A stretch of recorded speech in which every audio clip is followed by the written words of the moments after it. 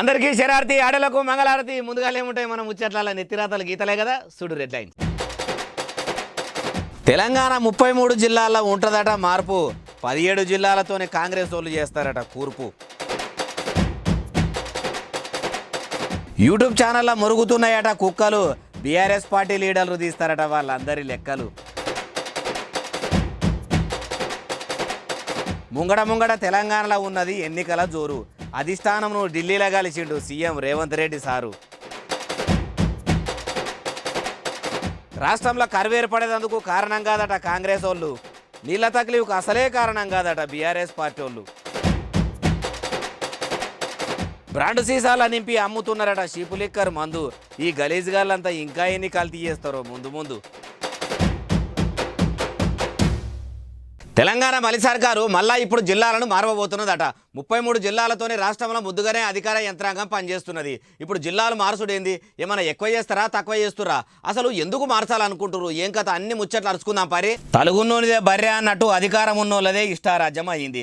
గత సర్కారు 10 జిల్లాలను పట్టున గెలిచి 33 జిల్లాలు చేసిన అప్పుడు ఎంత ఆగం చందన అయ్యే. మళ్ళా ఆ జిల్లాలతోని రాష్ట్రం అంతా ఆగమైపోయినట్టు మలి సర్కారు 17 పార్లమెంటు నియోజకవర్గాలను మాత్రమే జిల్లాలుగా చేయబోతున్నదట. అంటే 17, 18 జిల్లాలు క్యాన్సల్ అయ్యేటట్టు ఉన్నాయట. అట్లాగిట్లా అయితే మటుకు జిల్లాల కలెక్టర్ ఆఫీసులు ఏం చేస్తారు? ఎస్పీల బంగ్లాలు ఏం చేస్తారు? పోటీ పరీక్షల సిలబస్ మార్చాలి, జోనల్ విధానాలు మార్చాలి. 2 ఏళ్ల దాకా ఉద్యోగాల నోటిఫికేషన్లకు అవకాశమే ఉండదట. అంటే అప్పటిదాకా నిరుద్యోగం ఉంటుంది అన్నట్టు. జిల్లాల మ్యాపులు షేపులు మార్చాలి. ఈడికే ధరణితోనే ఆగమున్నదంటే మళ్ళా భూముల రికార్డులు మార్చాలి. రియల్ ఎస్టేట్ పడిపోతుంది. ఇట్లా ఒకటని కాదు, ఆధార్ కార్డుల పేల రకాల నుంచి బడి సర్టిఫికేట్ల దాకా సర్వం మార్చవలసి వస్తుంది. బదిలీలు కూడా ఎక్కువనే ఉంటాయి. నష్టం అయితే బాగానే అవుతుంది. ప్రజలకు కష్టమైనా సరే 17 జిల్లాలు చేయాలని కాంగ్రెస్ సర్కారు పంతంతోనే ఉన్నదట. ఎంపీ ఎన్నికల ముంగటనే జిల్లాలను ఇచ్చగొట్టే పని పెట్టుకున్నారంటే ఇందిరమ్మ రాజ్యానికి ఈ తేప ఎంపీ ఎలక్షన్ల ఓట్ల రూపంలో ముప్పు పొంచి ఉన్నదా ఎట్లా?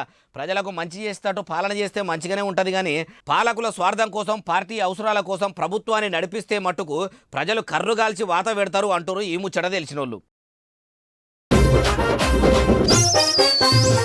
బీఆర్ఎస్ పార్టీ మీద యూట్యూబ్లో కొన్ని కుక్కలు మొరుగుతున్నాయి అంటున్నాడు కేటీఆర్ సారు. సోషల్ మీడియాలో వార్తలు రాసే కొందరిని శునకాలతోని పోలుస్తున్నాడంటే కారు పార్టీకి కామెంట్ల రూపంలో ఇంటర్నెట్లో బాగానే ఇబ్బంది ఉన్నట్టున్నది. అయినా కుక్కలు విశ్వాసానికి మారుపేరు అంటారు. విశ్వాసం తప్పి మురిగినట్టు ఎందుకు అనిపించిందో మరి. అట్లా మురగకుండా ఉండాలంటే ఏం చేయాలనో కేటీఆర్ సార్నే అడుగుదాం. సారు చెప్పురిగా. మళ్ళా పార్లమెంటులో మోత మోగితే అందరు మొరిగే ప్రతి ఒక్కరికి సమాధానం చెప్పినట్టు అవుతుంది. రేవంత్ రెడ్డి నుంచి మొదలు పెడితే యూట్యూబ్లో మొరిగే కుక్కల దాకా అందరికి సమాధానం చెప్పాలంటే మన గెలుపే దానికి సమాధానం అయితే తప్ప ఇంకొకటి కాదు. ఎంపీ ఎన్నికల బీఆర్ఎస్ ఎంపీలు గెలిస్తే మళ్ళా కారు పార్టీల కలేజా ఏందో చూపిస్తారట. సోషల్ మీడియాలో బీఆర్ఎస్ ను జోకే ఛానళ్లు కూడా ఉన్నాయి. మరి అవిటి ముచ్చట ఏందో? బీఆర్ఎస్ అధికారంలో ఉన్నప్పుడు కూడా యూట్యూబ్ ఛానళ్లు ఉండే కదా. కేటీఆర్ సార్ అప్పుడు సమాధానం చెప్పలేకపోయిండో? అసెంబ్లీ ఎన్నికల ఆగమైనోళ్ళు ఎంపీ ఎన్నికలతోని ఎంత సాధిస్తారో, ఎంతమందికి సమాధానాలు ఇస్తారో. అయినా అనపశేన్ల బోడగొట్టుకొని కందిశేన్ల దేవులాడితే ఏం ఫాయిదా ఉంటుంది? అందుకే దీపం ఉన్నప్పుడే ఇల్లు చక్కదిద్దుకోవాలి కానీ ఇప్పుడు అధికారం లేనప్పుడు ఇట్లా అన్నోళ్ళందరి మీదకి ఇరుసుక పడితే ఎట్లా అంటారు ఈ ముచ్చట తెలిసినోళ్ళు. కొందరు యూట్యూబ్ ఛానళ్లను బీఆర్ఎస్ లీడర్ కేటీఆర్ సారేమో కుక్కలా అంటున్నాడు. కాంగ్రెస్ లీడర్ మహిళా మంత్రి సీతక్కనేమో కావాలనే మా మీద దుష్ప్రచారాలు చేసిన వాళ్ళు ఎవ్వరు బాగుపడలేరు, మా ఉసురు తలిగిపోతుంది, అంతకంతకు అనుభవిస్తారని శాపనార్థాలు పెడుతుంది. మరి వన్ సైడ్ వార్తలు రాసి ఆ దిక్మల ఛానల్ ఎవై ఉంటాయో మీకు కూడా ఎరికే ఉంటుంది. ఆ సీతక్క చెప్పిగా సొంత యూట్యూబ్ ఛానల్ పెట్టుకొని ఇష్టం ఉన్నట్టుగా దుష్ప్రచారం చేస్తున్నారు. మా మీద దుష్ప్రచారం చేసినోడు ఎవ్వడు కూడా బట్ట కట్టింది లేదు. దుర్మార్గపు దుష్ప్రచారాలను ప్రజలు అర్థం చేసుకుంటారు. ఖచ్చితంగా నాశనం అయిపోతారు. అయినా ఎదురైనోడల్లా యూట్యూబ్ ఛానళ్ళు పెట్టే ఎవ్వలకు వాళ్ళు విలేకరుల విలువలు మార్చి ఇష్టం వచ్చినట్టు న్యూస్ తలా తోక తొండెం మొండెం తెలవకుండా వార్తలు రాసుడే నాయ. వ్యూస్ రావాలన్న స్వార్థంతో అర్థం పర్థం లేని తంబునే ఇల్లు పెట్టుడే నాయ. యూట్యూబ్లకు వీడియోలు ఇడిచిపెట్టుడాయే.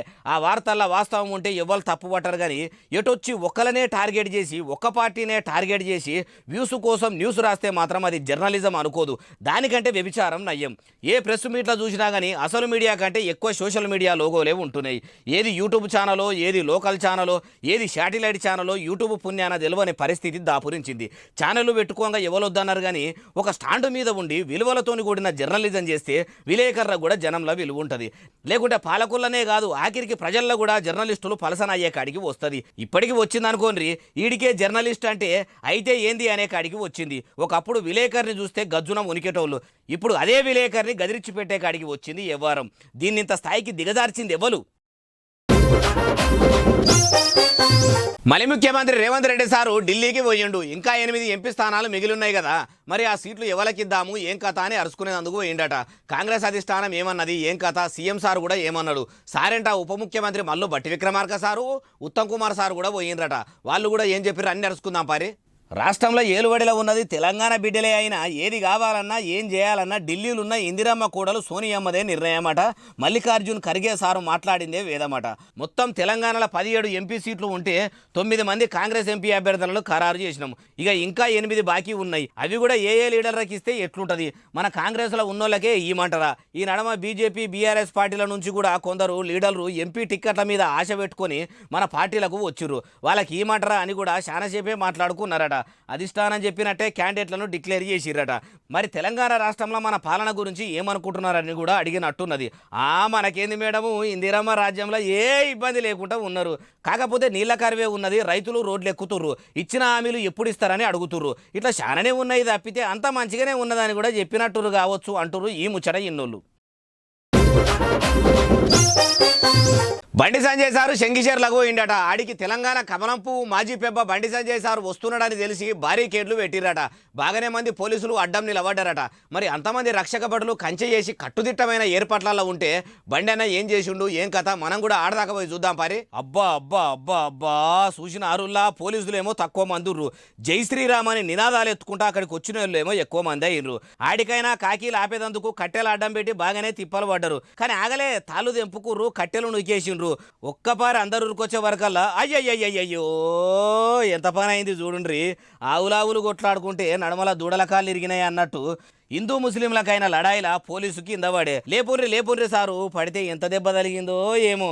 ఇక బండి అన్న బలగాన్ని వేసుకొని పోయి దెబ్బలు తాకిన వాళ్ళని ఇట్లా కలిసిండు. రాముడి పాటలు పెట్టుకొని ఆడుతుంటే వాళ్ళకి అంతగానో మంట మండింది. అదే రేపటి నాడు పాటతోని పంచాయతీ లేచిన కాడికి పోయి మళ్ళా రాముని పాటలే పెట్టుమన్నాడు బండి అన్న. ఇగో ఇట్లా జరిగింది సంజయ్ అన్న పరామర్శ.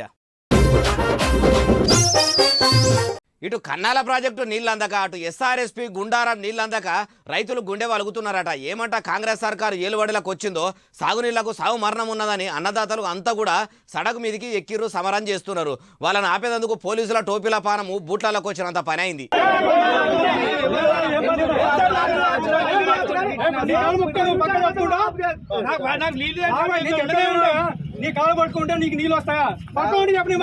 నీకు నీళ్ళు వస్తాయంటే నీ కాలు నేను పట్టుకుంటా అంటున్నాడు పోలీసు సారు. ఆ పోలీసు సార్ ఏం చేస్తాడు చెప్పుండ్రి అన్నా, చెప్పే. ఇక నాకు పొలం అనేది ఎప్పుడైతే ఉల్లారిపోలేదు. ఒకసారి ఎప్పుడో ఒక 15 ఏళ్ల కిందట రాజశేఖర రెడ్డి ఉన్నప్పుడు కర్ణాటక సక్కరెడ్డి అప్పుడు ఉల్లారిపోతే మళ్ళీ ఇప్పుడు వాటర్ లేక ఉల్లారిపోతుంది. డీల్ రోజు 1000 రూపాయలు డీల్ వచ్చినా ఒక దొయ్యదడతలేదు. కరెంట్ ఉన్నప్పుడు నీళ్ళు వస్తలేవు, నీళ్ళు ఉన్నప్పుడు కరెంట్ వస్తలేదు. ఇది పరిస్థితి. ఇందిరమ్మ రాజ్యంలోనే నీళ్ల కోసం ఇంత తన్లాట ఉన్నదన్నాడు. అన్నదాతలను ఆదుకుంటామని కాంగ్రెస్ లీడర్లు దొడ్డు పొడుగు మాటలు చెప్తుర్రు. రైతన్న బాధ చెప్పరాకుండా ఉన్నది. మంచిగా కోతకొచ్చిన చేను మన్నుల ఓచేతట్టు అయ్యిందట. సాగునీళ్ళు ఇస్తేనే మా పంటలు చల్లగా పండుతాయి అంటుర్రు. మరి మలి ముఖ్యమంత్రి రేవంత్ రెడ్డి సార్ ఏం చేస్తాడో చూడాలంటుర్రు. పెద్దపల్లి జిల్లా రైతులకు వచ్చిన పెద్ద కష్టం చూసినోళ్ళు.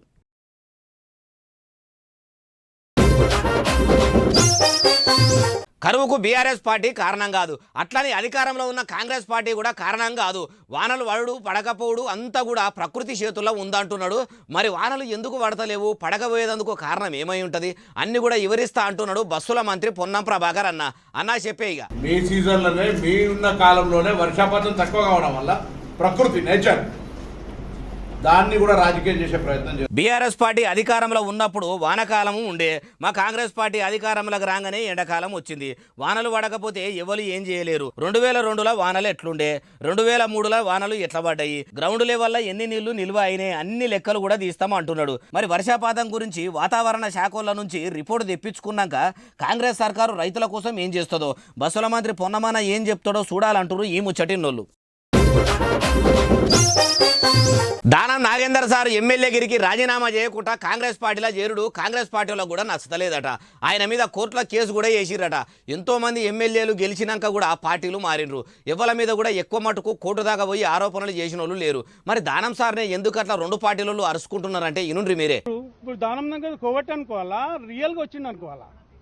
దానం నాగేందర్ గారు రియల్ గా కాంగ్రెస్ పార్టీకి వచ్చినట్టయితే ఒకరికి పుట్టిన బిడ్డను ఒకరు ముద్దాడుతున్నట్టు ఉన్నది. ఒకవేళ నియ్యదుగా కాంగ్రెస్ పార్టీలకు రావాలంటే ఎమ్మెల్యేగిరికి రాజీనామా చేసి రావాలే గాని కారు గుర్తు మీద గెలిచి షెయి పార్టీల షరీక్ అయితే అంటే ఎట్లా అని హైకోర్టులో కేసు కూడా వేసిర్రట. బీఆర్ఎస్ లకించి కోబట్టుగానే వచ్చిండని ఢిల్లీలో ఉన్న కాంగ్రెస్ ఆఫీసు ముంగట ప్లకార్డులు పట్టుకొని కాంగ్రెస్ వాళ్ళు నిరసన తెలిపినరు. ఇప్పటికైనా మించిపోయింది లేదు, రాజీనామా చేసి రావాలంటారు. అయినా ఒక పార్టీలో గెలిచి ఇంకో పార్టీలకు మారేటోళ్లకు మళ్ళొక్కపారి ఎన్నికల్లో నిలబడే ఛాన్స్ ఉండకుండా కఠిన చట్టాలు తెస్తేనన్నా దానం సార్ లెక్క పార్టీలు మారారేమో కొందరు లీడర్లు. అసొంటి కానూన్ వస్తే బాగుండు కానీ అగో గసొంటి చట్టాలు చేస్తారా మన నాయకులు అంటారు ఈ ముచ్చట తెలిసిన వాళ్ళు. అన్నా రేవంత్ అన్న అని పిలిచినా కూడా వలకకుండా పోతున్నాడట మళ్ళీ ముఖ్యమంత్రి రేవంత్ రెడ్డి సారు. అగో సీఎం అయిన తొలతల ఒక ఆమె రేవంత్ అన్న అని విలువంగానే దగ్గరికి పోయి మరీ మంచి చెడ్డ అరుచుకుండు. ఓ పారి కాన్వాయ్లో పోతుంటే కూడా రేవంత్ అన్న అనే పిలుపు వినబడంగానే కారు దిగొచ్చి మరీ ఓ తమ్ముడితోని మాట్లాడాడు. ఇప్పుడు మాత్రం రేవంత్ అన్న అని పిలిచినా కానీ ఎందుకు వలకలేదో వినబడ్డదా లేదా ఏది అరుచుకుందాం పారి.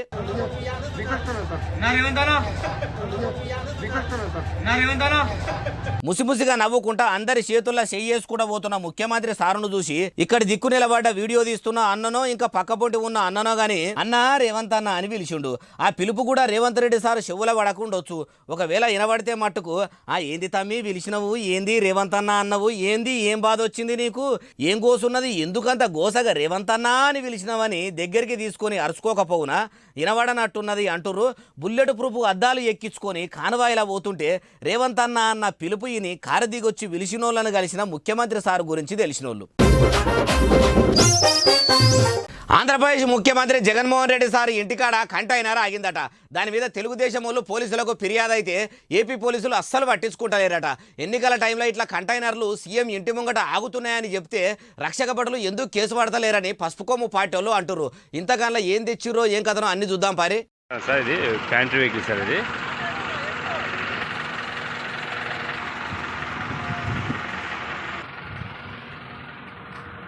ఇది కంటైనర్ కాదు, పోలీసు ప్యాంట్రీ వెహికల్. ఇంట్లో వంట సామాన్లు వేసుకపోతున్నామని సీఎం ఆఫీస్ కాడ ఉన్నోళ్ళు అంటున్నారట.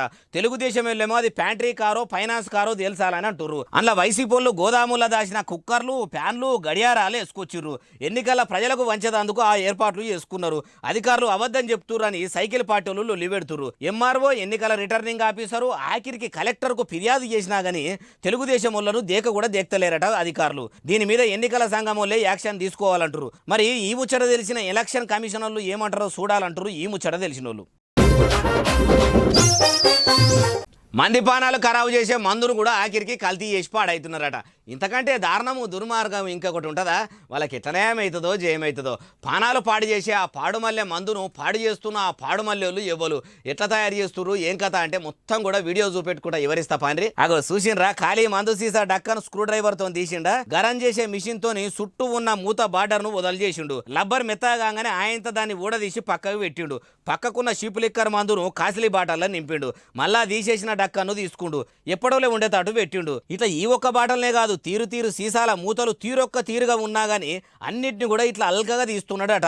అలా షీపు లిక్కరు, గుడుంబ మందును పోసి బ్రాండ్ మందు సీసాల లెక్క అమ్ముతున్నారట. మరి ఆబ్గారీ శాఖలకు ఎట్లా అనుమానం వచ్చిందో, మందుబాబులే కల్తీ మద్యమని గుర్తుపట్టి కంప్లైంట్ ఇచ్చిరో గానీ ఎక్సైజ్ శాఖలు రంగంలోకి దిగి అరుచుకుంటే ఏమున్నది, ఇట్లా అడ్డం పొడుగు నిలువు దొరికిండ్రు. అయినా మందిపానాలు తీసే మద్యాన్ని కూడా ఆ ముదనష్టపోళ్లకు ఎట్లా కల్తీ ఏ బుద్ధి అయిందో, ఎట్లా మనసు వచ్చిందో. నిత్య తాగుబోతులారా చూసిర్రు కదా, నికాలస్ మందు అనేది మార్కెట్లో దొరుకుడు కూడా కష్టమే ఉన్నదట. కల్తీ మందు తాగి పానాలు ఖరాబు చేసుకుంటారా, తాగుడు బంద్ చేస్తారా మీ ఇష్టము అన్నట్టు ఇది ఏడనో చెప్పలేదు కదా బొంబాయిలా. ఇక ఇవి ఎలా తెచ్చిన ముచ్చట్లు బాగున్నాయి కదా, మళ్ళీ ముచ్చలు తెస్తూనే ఉంటా, మీకు ఇరిపిస్తూనే ఉంటా. ఎస్ఎస్సీ డిజిటల్ బాగా సబ్స్క్రైబ్ చేస్తారు, బాగా కామెంట్ చేస్తారు, బాగా లైకులు చేస్తారు, ఇట్లనే ఆదరించారు. ఇంకిన్ని ముచ్చలు తెచ్చి మీకు ఇరిపిస్తూనే ఉంటా. మరి సెలవు, శనార్థి, దండం, పబ్బతి ఇంకేమైనా ఉంటాయి అన్ని.